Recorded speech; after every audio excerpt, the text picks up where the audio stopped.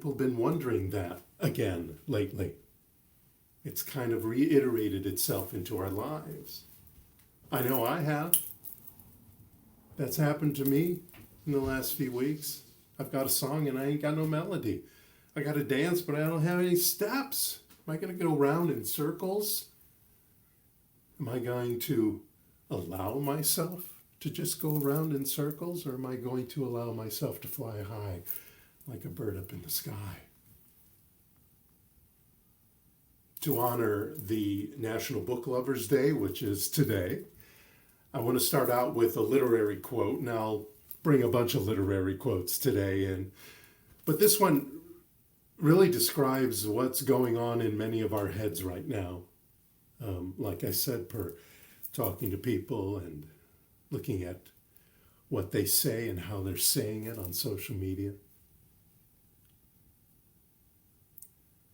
It was the best of times. It was the worst of times. It was the age of wisdom. It was the age of foolishness. It was the epoch of believe. It was the epoch of incredulity. It was the season of light. It was the season of darkness. It was the spring of hope. It was the winter of despair. We had everything before us. We had nothing before us. We were all going direct to heaven. We were all going direct to the other way. In short, the period was so far like the present period that some of its noisiest authorities insisted on its being received, for good or for evil, in the superlative degree of comparison only. Charles Dickens, A Tale of Two Cities. Today I want to talk to you about the best of times, the worst of times, heaven or hell. Heaven or hell is a state of mind. It is a decision, a choice of our state of being, of beingness. I have 4 questions for you. I know it's not Passover, so why 4 questions? But that's just how it turned out. What is your state of mind lately? Are you holding the high watch for yourself? Are you feeling your life is sacred? And I don't want you to be afraid to admit it if the last few weeks or even months have taken a toll on your faith. Because I'll let you know, it has happened to me as well. And the 4th question is, where are you aiming your thoughts? That's what I think about when I realize that I'm in this muck. Where am I aiming my thoughts, my feelings, my beliefs, and my actions toward? I want to tell you a story that there once was a man who had nothing for his family to eat. And he had an old rickety shotgun, barely staying together, and 3 shells. So he decided he would go out and kill something for dinner. And he went down the road, and soon he saw a rabbit. And he shot at the rabbit and missed it. Kept going. Saw a squirrel, and he fired a shot at the squirrel, and he missed it. And as he went further and further, he got himself near a pond.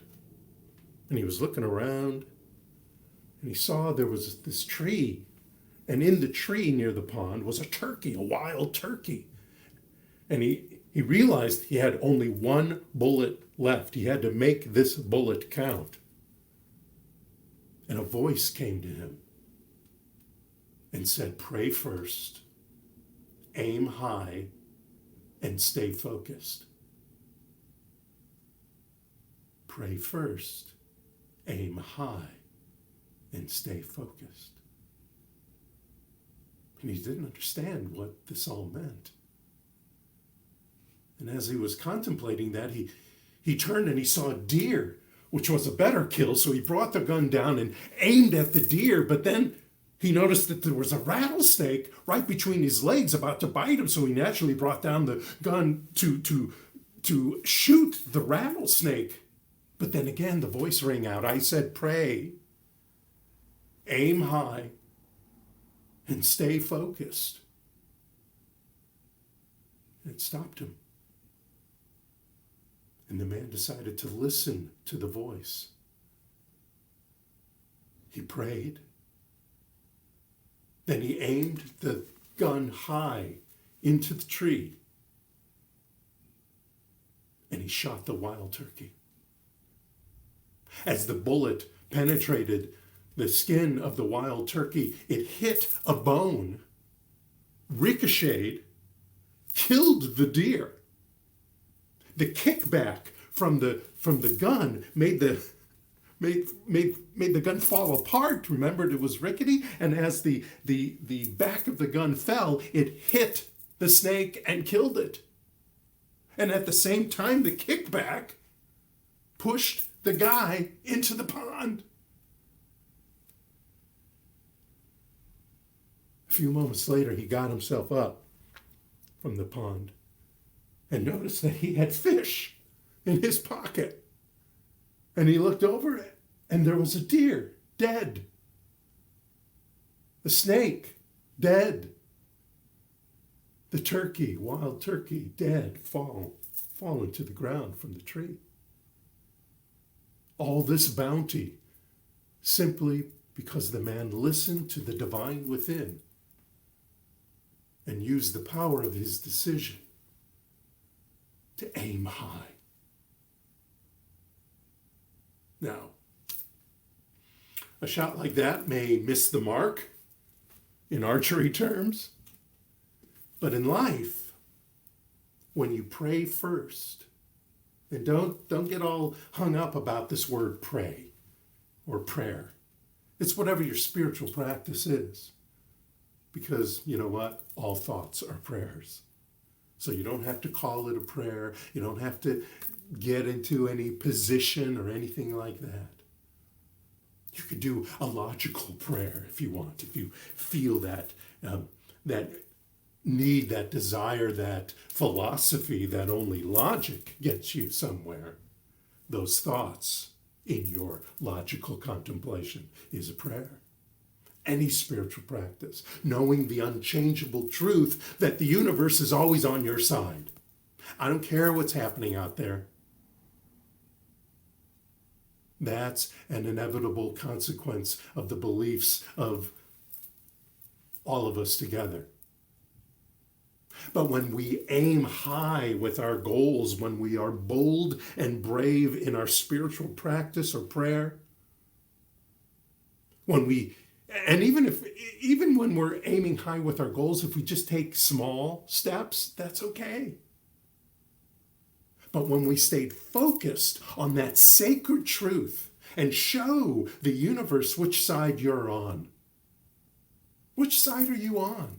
Are you on the side of the news and the negativity and maybe even the depression you're feeling or the angst you're feeling? I totally get it. I get it too. But then that, to me, becomes a reminder that I have to focus on the sacred truth, that I have to show the universe which side I'm on, which is my side, which is the side of abundance and happiness. These seeds and all of these ideas and thoughts and prayers, they're seeds of faith. All of them, as they add up, as they get together, they manifest an abundant life. Walter Stark wrote a book called It's All God, Flowers, and Fertilizer. I love that title.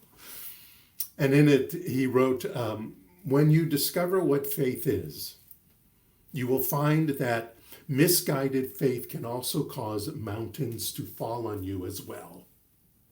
Whatever you have faith in, you create, good or bad. When the principle of faith becomes a conscious activity, your destiny is in your own hands, like the stonecutter. You go beyond having faith into being faithful, full of faith. Faith isn't something we have. Faith is something we do. Faith is an energy. Faith is the power inherent in what we see or perceive. If faith is the substance of things hoped for, then faith becomes our seeing, because what we image, what we imagine, what we envision or see manifests outwardly in form. That's a great quote. I know I threw a little of my own stuff in there, but it's a great quote. It's a great book, too. Walter Starke, Starke. Faith is when we know what we are envisioning shows up into our lives. Faith can be small, but faith can also grow. Starke was referencing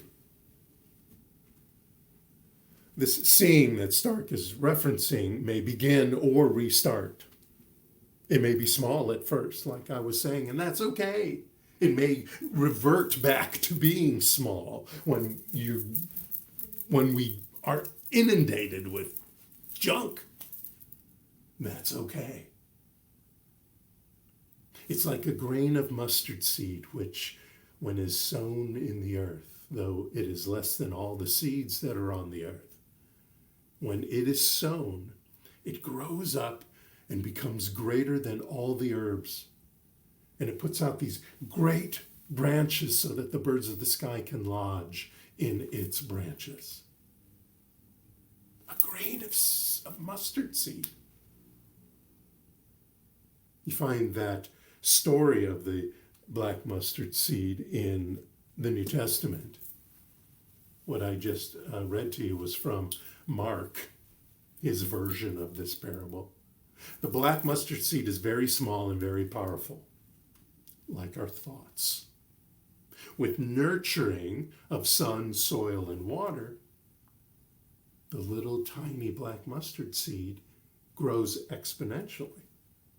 So too, like our thoughts and feelings, as we continue to feel and think these affirming thoughts, they grow exponentially.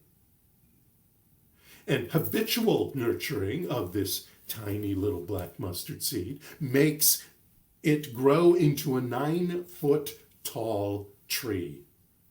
9 feet tall, these mustard seeds grow into. Just like the accumulation of our thoughts and feelings into our beliefs. They grow and grow as we habitually take care of them, as we habitually nurture and nourish them with spiritual practices of all different kinds. These thoughts and feelings become beliefs. This 9-foot tall tree becomes embedded into the ground and stands there and stays there and lives there. Just like our beliefs. They get nestled into our subconscious mind and stay there and influence everything we think, feel, do, and bring into our experience. And inform the universe, the color and flavor of the experiences we decide should arrive into our lives. So how embedded is your faith? Can it survive a pandemic? Can it survive a death? Can it survive an illness? Can it survive the loss of love? Can it survive your past thinking? Keeping on the literary spectrum for National Book Lovers Day, here's something from The Raven by Edgar Allan Poe.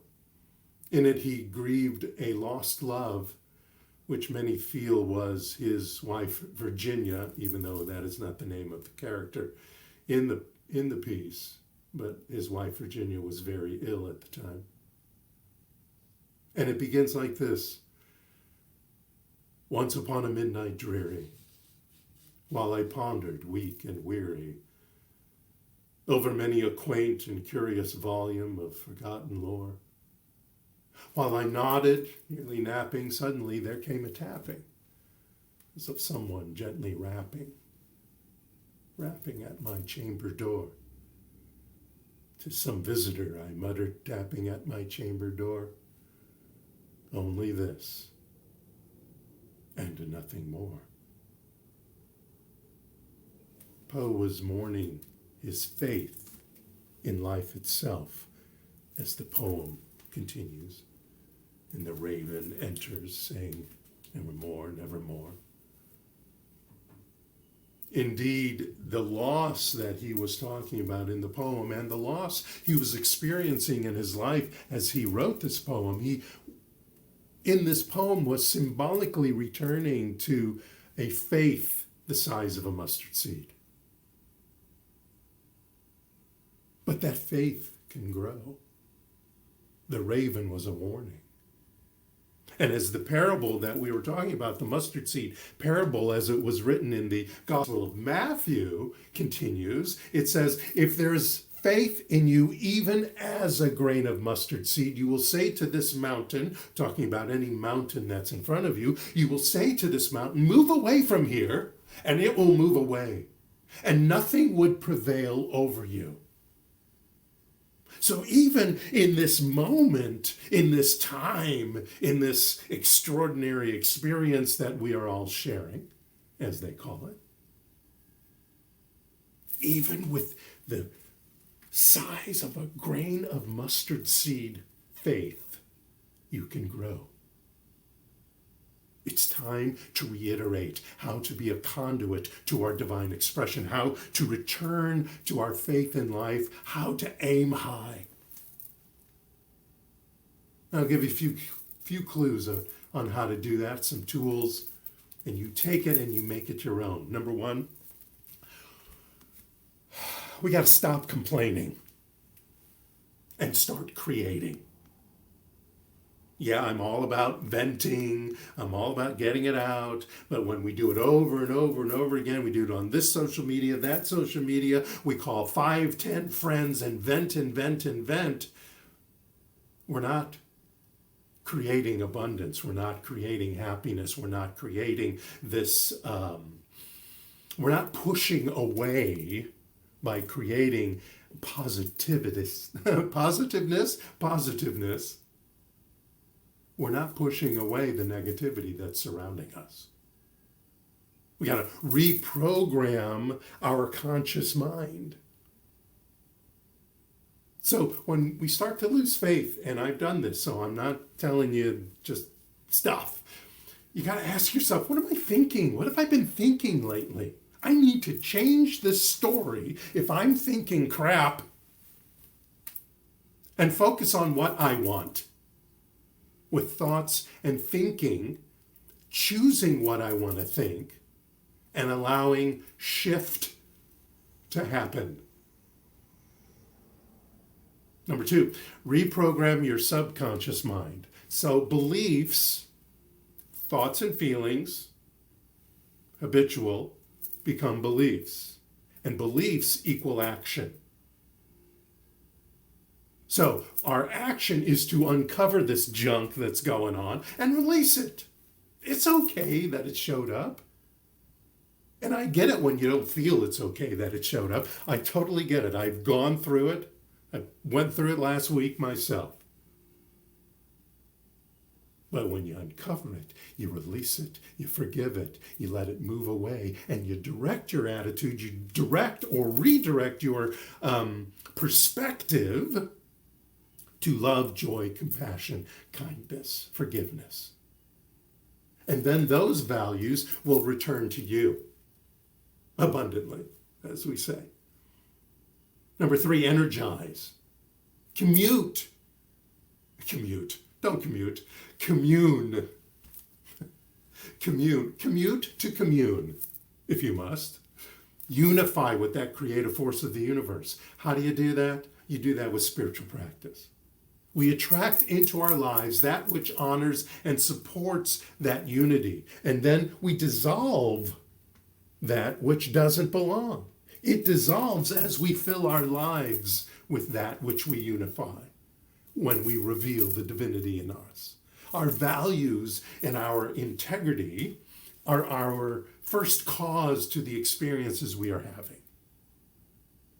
Integrity is a great word. Integrity stems from the Latin word integer. It means whole and complete. Isn't that interesting? We are born with integrity. We are born with perfect integrity, perfect, whole, and complete.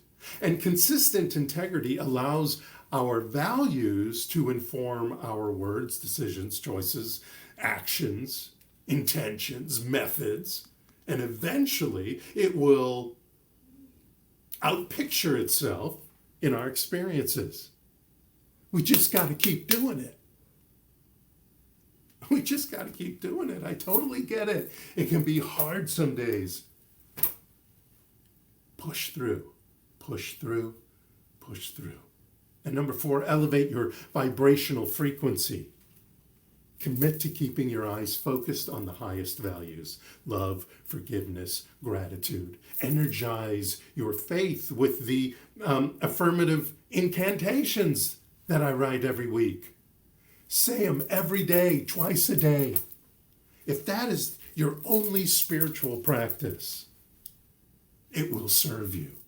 And again, I call them affirmative incantations because when your faith is the size of a mustard seed, it will seem, though it isn't truly, but it will seem magical, even miraculous, that this 3-minute, 5-minute, up to 10 minutes, if you want to step into some meditation afterwards, using this affirmative incantation changes your thinking, changes your perspective, even for the day. Langston Hughes wrote, "Hold fast to dreams, for if dreams die, life is a broken winged bird that cannot fly. Hold fast to dreams, for when dreams go, life is a barren field frozen with snow." Keep your dreams, hold them fast, keep going. I don't care how long you've had that dream, unless it is no longer a dream anymore, keep going. Reminds me of that story of, I forgot her name. A well-known writer, New Thought writer from the early part of the 20th century. She wanted to study with Thomas Troward, who was a New Thought writer, and he really actually never had students except for her. And it was going to cost her a good $20,000. Imagine $20,000 in the early 1900s. And she held on to that dream. And that money showed up. She could have thought, 20K, holy cow. And then after weeks and weeks, this is not going to happen. But it did. And she studied with him and became a great writer and a well-known writer, although I don't remember her name off my head, Margaret, anyway, in her own right. Hold fast to those dreams. And they show up. At the end of Tale of Two Cities, the lead character, Sidney Carleton, wanted to redeem himself, not a necessarily positive character, but he wanted to redeem himself, and he also wanted to express his love for this woman, Lucy. So he decides to give his life in place of Charles Darnay, what is considered both a selfish and a selfless act. Or at least there's this argument, is it a selfish or selfless act? And in the end, he writes, "It is a far, far better thing that I do than I have ever done. It is a far, far better rest that I go to than I have ever known." Remember, it is a good, selfish act to grow your faith and rid yourself of limiting thoughts. And it is a fabulous, selfless act as you grow faith and rid the consciousness of yourself and the world, because you're ridding it from yourself. It outpictures itself as well in the world with the energy that removes lack and limitation in our lives, in our communities. Step into your highest watch, my friends. Soak in your highest values, my friends. Be that mustard seed and grow or regrow your faith 9 feet tall. You can. You have the power. You are the greatest gardener, the greatest stone cutter there ever was for your life, or that ever will be. Start cutting and start planting. Namaste.